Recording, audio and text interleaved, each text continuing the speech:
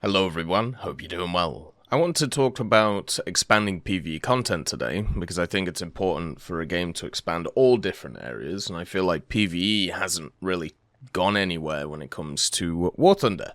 But first, before we do that, it's time to find a response from the Gaijin team about the wallpaper issue. Basically, the community manager, Magazine 2, who was the same guy who wrote the covert disclosures about the last update, he says, "Hey guys, we have accidentally used the explosion from the Challenger disaster in one of our key art images. Please accept our sincere apologies for this. The picture was part of an aerial explosion reference pack used by our artists and the context was lost. We'll be altering this artwork as soon as we can, and we'll take measures to ensure that this doesn't repeat again in the future." Yeah, it might be worth checking these things. I feel like that has been a theme of the update, unfortunately. In the covert disclosures, it was even written about how a lot of dev blogs were already done and translated and ready to go, which was, cool and interesting. But the problem was, even when the dev blogs came out a week, 2 weeks, 3 weeks later, there was a bunch of wrong information in them, and they had to get actually changed. The XM800T in the original dev blog, it said it had a laser rangefinder. It doesn't have one. The Vextra's name was also wrong in its dev blog. It's not Vehicle Extraordinaire, it's another name. And there was also a few other issues as well. So there's just been quite a lot of oddities in this update when it comes to actually getting the right information out there, or little boo-boos that have been around. So hopefully the next update will be slightly better. So, let's talk about PvE stuff, because with the advent of 13.0 in aviation, it's actually kind of broken something, which people use to grind a lot of new vehicles, and that's actually PvE Assault. So, Air Assault, specifically, is a PvE game mode where you can play planes, and you can go around, hit different targets, and try and defend kind of a little area, and then, if you win it, you get a little box. And that box has a little trophy in it. Usually it's a booster, so it helps you on your day. Now, the problem with Assault Air Arcade right now is you can't actually get into it if you're in a 13.0 vehicle, because the setup for high-tier vehicles is 6.7 to 12.7, so they haven't expanded it to 13.0, so even if you wanted to use it to grind out the new aircraft which have come in, you aren't able to.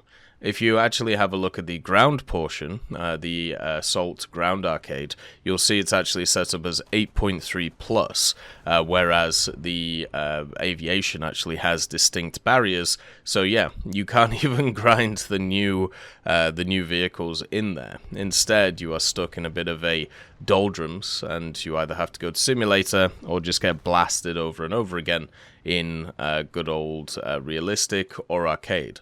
So, yeah, it's not exactly a great scenario, grinding out a lot of the high-tier vehicles, but today we're going to focus on the PvE stuff. Basically, single missions has not been updated since the game started. It will be really cool to see a lot more single missions in the game that they could have brought in, right? It's one of those which I feel like is actually a really cool setup in the game. It's something to actually focus on and have a look at. A lot of the single missions you unlock by either having access to a specific vehicle that you've researched or completing a specific mission. For example, the I-15WR, if you play 8 missions in it, you get a Spanish Civil War mission, which, is kind of cool. But because a lot of these missions haven't actually been updated for a long time, many of them just don't really work properly, especially when it comes to the single missions, but also the historical campaigns, which people paid money for in the past. You have the Pacific War for the US, and also the Japan-Pacific War for, of course, the Japanese. Both of them are based on the fight in the Pacific. They have really cool videos, which are voiced by Stephen Fry, weirdly enough, and then also at the same time, you just have a bunch of cool missions. A lot of them just don't really work very well, though. So it's one of those which is quite hard to do and complete. I have personally completed them, but there are some of them nowadays which I'm pretty sure just can't work. Then also dynamic campaign wise, you have a bunch of different dynamic campaigns which are kind of sat here, which you can play with mates. If you have premium, you can get them back in, and you can play all of these different areas. But once again, this is a part of the game that has not been updated in 11 or 12 years, and a lot of it is just kind of copy and pasted from their previous games, such as Wings of Prey. And that's fine, you know, that's all well and good, and it gives people something to do when the general servers are not working. But since we are having such an expansion in so many different areas, in my opinion, it makes a lot of sense to expand that area too.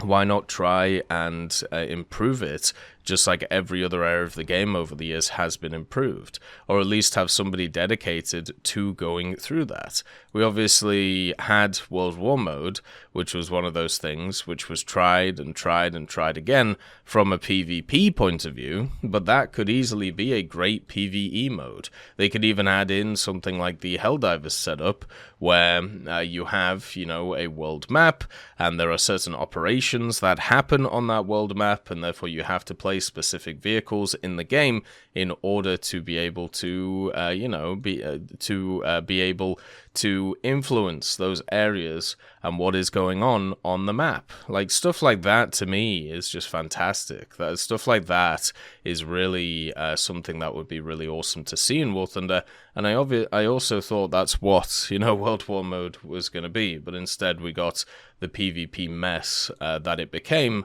where it was more about just obviously trying to just outwin another opponent and then kind of go from there.